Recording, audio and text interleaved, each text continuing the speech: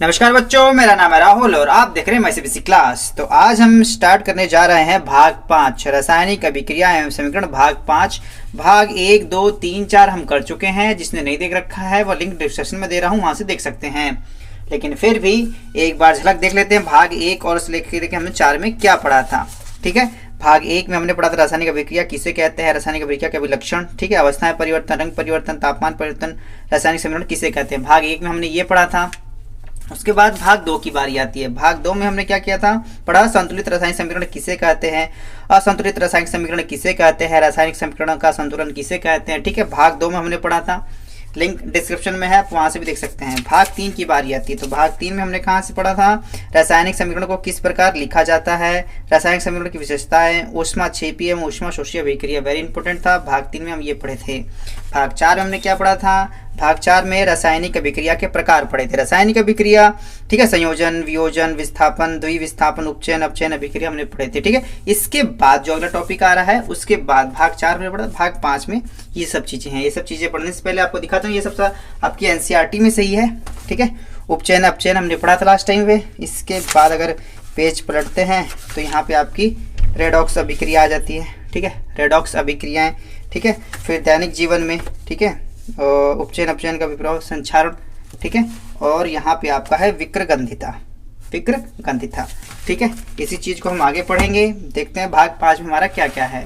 भाग 5 में हमारा लिया गया है रेडॉक्स अभिक्रिया किसे कहते हैं, उत्प्रेरण किसे कहते हैं, धातुओं के संक्षारण का क्या अर्थ है, संक्षारण से कैसे बचा जा सकता है, विक्रगंधिता किसे कहते हैं। ठीक है, एक लास्ट इंपॉर्टेंट ये भी है, पैकिंग में नाइट्रोजन गैस क्यों भरते हैं। इन सब बारे में आज चर्चा करेंगे भाग 5 में। तो सबसे पहले है रेडॉक्स अभिक्रिया किसे कहते हैं। अगर आपने भाग 4 में पढ़ा होगा, उपचयन एवं अपचयन अभिक्रिया अलग अलग होती है, और ऐसी अभिक्रिया जिसमें उपचयन अपचयन एक साथ, दोनों अभिक्रिया एक साथ होती है तो उसे रेडॉक्स अभिक्रिया कहते हैं। ये पेपर में कई बार आता है आपका, रेडॉक्स अभिक्रिया बताए, तो इसे लिखें कैसे। ठीक है, उसे इस प्रकार से लिखना है, रेडॉक्स अभिक्रिया किसे कहते हैं। जिस रासायनिक अभिक्रिया में एक अभिकारक उपचयित तथा दूसरा अभिकारक अपचयित होता है उसे उपचयन अपचयन या रेडॉक्स अभिक्रिया कहते हैं। ठीक, उपचयन, ठीक है, ऑक्सीजन का जोड़ना, हाइड्रोजन का हटना। अपचयन, ऑक्सीजन का हटना और हाइड्रोजन का जुड़ना होता है। इसे हम क्या कहते हैं, रेडॉक्स अभिक्रिया कहते हैं। अगर यहाँ पे ध्यान से देखेंगे तो ठीक है, CuO प्लस H2 अभिक्रिया हो रही है, Cu प्लस H2O। यहाँ कॉपर में आपको ऑक्सीजन जुड़ा हुआ है, जबकि यहाँ देखो कि ऑक्सीजन यहाँ से हट जाता है। और ठीक है, यहाँ पे और अपचयन हो गया ना, जैसे ही आपका यहाँ से ऑक्सीजन का हटना, ठीक है, ये आपका अपचयन हो गया, और वहीं पे ऑक्सीजन का जुड़ गया। आप देखो इसमें ऑक्सीजन जुड़ जाता है तो यह आपका उपचयन हो गया। तो आपका हाइड्रोजन में ऑक्सीजन, देख लो यहाँ हाइड्रोजन में आपका ऑक्सीजन यहाँ पे जुड़ जाता है। ठीक है, वहीं पे कॉपर में से ऑक्सीजन हट जाता है, तो हाइड्रोजन ऑक्सीजन जुड़ता है तो आपका उपचयन कहलाया, और वहीं पे कॉपर के साथ ऑक्सीजन हट जाता है तो आपका अपचयन कहलाता। ऐसी अभिक्रिया जिसमें उपचयन अपचयन एक साथ होते हैं तो ऐसी अभिक्रिया को रेडॉक्स अभिक्रिया कहते हैं।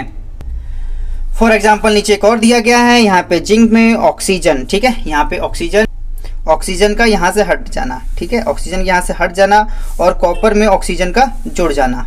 ठीक है, सॉरी, कार्बन में ऑक्सीजन का जुड़ जाना, जिंक से कॉपर का हटना और कार्बन में ऑक्सीजन का जुड़ना। ऑक्सीजन हट भी गया और इसमें ऑक्सीजन जुड़ भी गया, तो इसमें दोनों अभिक्रिया होगी, उपचयन और अपचयन दोनों अभिक्रिया होगी, तो इसे भी हम रेडॉक्स अभिक्रिया कहेंगे। पेपर में 1 नंबर में आता है रेडॉक्स अभिक्रिया किसे कहते हैं, उसका एक उदाहरण दीजिए। तो आप दोनों में से कोई सा भी लिख सकते हैं। ऐसी अभिक्रिया जिसमें उपचयन अपचयन दोनों होता है उसे रेडॉक्स अभिक्रिया कहते हैं। भाग 4 में हमने ये चीज पढ़ी थी। आगे आते हैं, भाग 5 में क्या पढ़ेंगे। 4 में हमने ये कर चुके हैं, उत्प्रेरण किसे कहते हैं। उत्प्रेरण आपने देखा होगा बहुत सारी अभिक्रियाएं होती हैं, A प्लस B, ठीक है, C प्लस D, ठीक है, आपने बहुत सारी अभिक्रियाएं देखी होंगी, तीर के ऊपर कुछ लिखा जाता है आपका। ठीक है, ये उत्प्रेरण का काम करता है, ये अभिक्रिया को तेज कर देते हैं, अपने आप को बदलते नहीं है, लेकिन अभिक्रिया करने में काफ़ी मदद करते हैं, काफ़ी अभिक्रिया जो होती है उसे फास्टली करवाते हैं। तो इस ऐसे पदार्थ को उत्प्रेरक करते हैं और इनके अंदर कोई चेंजेस नहीं आती, बस अभिक्रिया को जल्दी जल्दी करवा देते हैं, जल्दी से, उसे हम उत्प्रेरण कहते हैं। इसे लिखें कैसे, एक बार देख लेते हैं। ठीक है, उत्प्रेरण किसे कहते हैं? वे पदार्थ जो रासायनिक अभिक्रिया के वेग को परिवर्तित कर देती है परंतु खुद अपरिवर्तित रहती है, मतलब खुद नहीं बदलती है, बस अभिक्रिया को तेज कर देती है, उसे उत्प्रेरण कहते हैं, या उत्प्रेरण कहलाता है। ठीक है,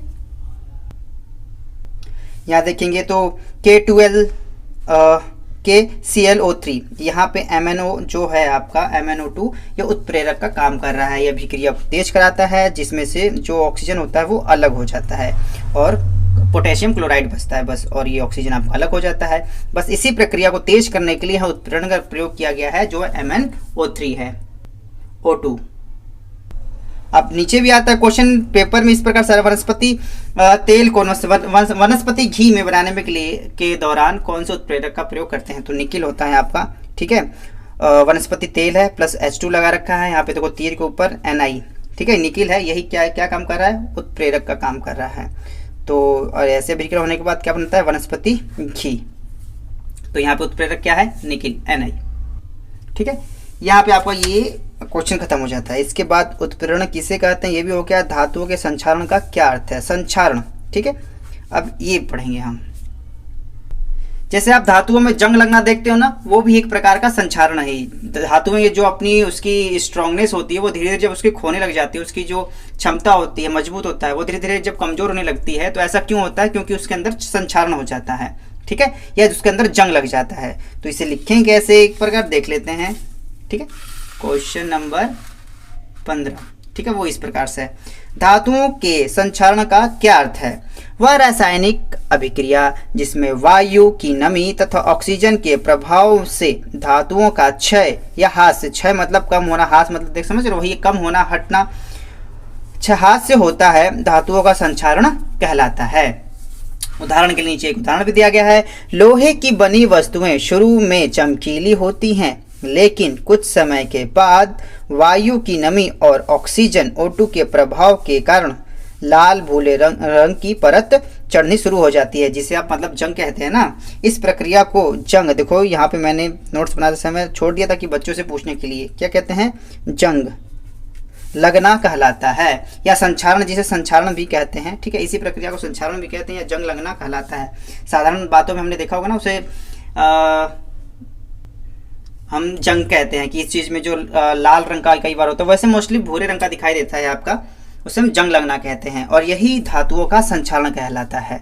ठीक है, धातुओं का संक्षारण कई बार पेपर में आ जाता है। संक्षारण किस प्रकार से लिखेंगे? तो इस प्रकार से, वह रासायनिक अभिक्रिया जिसमें वायु की नमी तथा ऑक्सीजन के प्रभाव से धातुओं का क्षय या ह्रास से होता है, उसे धातुओं का संक्षारण कहते हैं। अब इस प्रकार देखेंगे, आपने लोहे पे देखा होगा हमेशा ब्राउन रंग का होता है, लेकिन नोट यहाँ पे करना। ठीक है, यहाँ पे नोट इस बात का करना, इस तरफ चांदी की सतह का रंग काला होता है और तांबे की सतह का रंग हरा होता है। याद रख लेना, कई बार ये पेपर में आता है। चांदी पे जो जंग लगता है उसका रंग कौन सा होता है? वो काला। आपने देखा होगा, जो आप घर में अगर इस्तेमाल करते हो चांदी, जो हाथों में पैरों में पहनने के लिए, वो ज़्यादातर काली हो जाती है।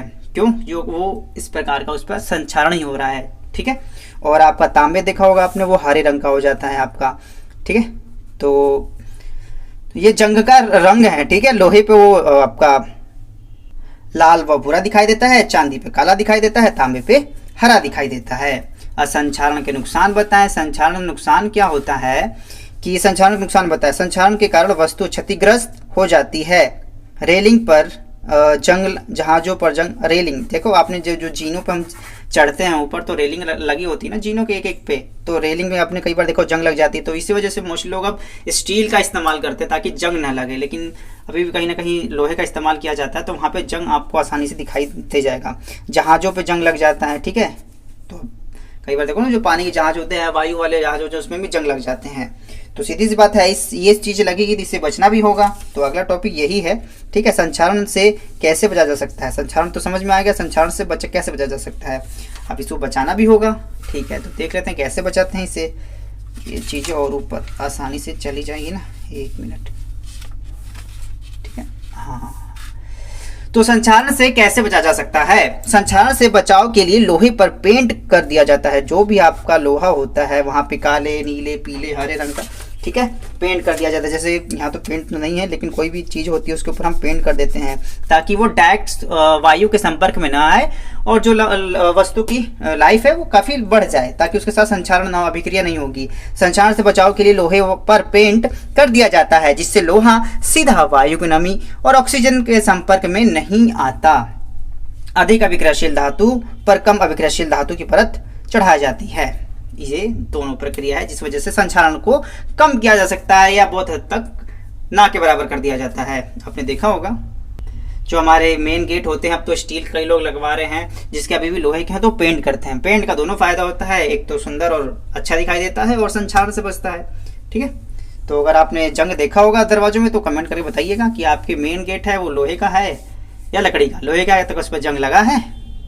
चलिए तो आगे आते हैं। आगे अगला टॉपिक हमारा है यहाँ पे, विक्रगंधिता किसे कहते हैं। विक्रगंधिता किसे कहते हैं, और ये भी पढ़ेंगे पैकिंग में नाइट्रोजन गैस क्यों भरते हैं। ठीक है, ये दोनों चीज़ें हम देखेंगे। विक्रगंधिता किसे कहते हैं, एक बार इसे देख लेते हैं एक बार हम। ठीक है, तो ये रहा आपका इस प्रकार से। ठीक है, विक्रगंधिता किसे कहते हैं। जब वसा युक्त तथा तेलीय खाद्य सामग्री को अधिक समय तक रखा जाता है तब उसके स्वाद और गंध में परिवर्तन आ जाता है, क्योंकि वायु की ऑक्सीजन के संपर्क में आकर, वायु जो भी आपका खाना होता है ऑक्सीजन के संपर्क में आकर तेल या वसा उपचयित हो जाते हैं, जिससे उनका स्वाद व गंध बदल जाता है। यह घटना विक्रगंधिता कहलाती है। आपने देखा होगा घुमा फिरा कि ये इस प्रकार से है, कोई भी खाना खुले में रख देते हैं तो उसके धीरे धीरे स्वाद बदल जाता है। स्वाद क्यों बदलता है, क्योंकि जो बाहर ऑक्सीजन होती है, ऑक्सीजन की अभिक्रिया करता है और वो खाना का जो स्वाद होता है वो बदल जाता है, और इसी चीज को विक्रगंधिता कहते हैं। ऐसा क्यों होता है, क्योंकि उपचयित हो जाता है वो खाना वायु ऑक्सीजन के संपर्क में आगे, क्योंकि वायु में ऑक्सीजन पाई जाती है ना आपकी, तो इसीलिए खाने को फ्रिज में रखते हैं, क्योंकि वो डायरेक्टली संपर्क में नहीं आता तो कुछ समय तक बचा रहता है। ठीक है, तो यही है चीज। विक्रगंधिता को किस प्रकार रोका जा सकता है। आप विक्रगंधिता को कैसे रोक सकते हैं कि मतलब खाना खराब ना हो। आपने देखा होगा फ्रिज में रखा जा सकता है, या तो कई बिस्कुट वगैरह होते हैं, इसे देखो पैकिंग ऐसे की जाती है ताकि इसके अंदर डायरेक्टली ऑक्सीजन के संपर्क में ना आए और लंबे समय तक चले। ठीक है, देखते हैं यहाँ की विक्रगंधिता को किस प्रकार से रोका जा सकता है। तेलीय या वसा युक्त खाद्य सामग्री में उपचयन रोकने के लिए प्रतिऑक्सीकारक मिलाया जाता है। उपचयन ऑक्सीजन मिलने के लिए, ठीक, उपचयन कहता हूँ ऑक्सीजन का योग, ऑक्सीजन ना मिले इसीलिए एक प्रतिऑक्सीकारक गैस मिलाई जाती है, मतलब कुछ उसके अंदर और मिलाया जाता है ताकि वो ऑक्सीजन से अभिक्रिया ना करे।